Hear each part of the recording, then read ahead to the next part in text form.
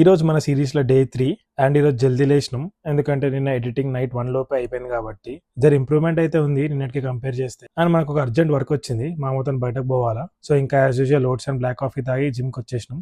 ఎందుకో ఈరోజు చాలా చల్లగా ఉంది క్లైమేట్, రెయిన్ వల్ల అనుకుంటా. మనది బ్యాక్ వర్కౌట్ ఈరోజు. సో ఇంకా వర్కౌట్స్ అన్ని జల్దీ చేసుకుని ఇంటికి స్టార్ట్ అయినా.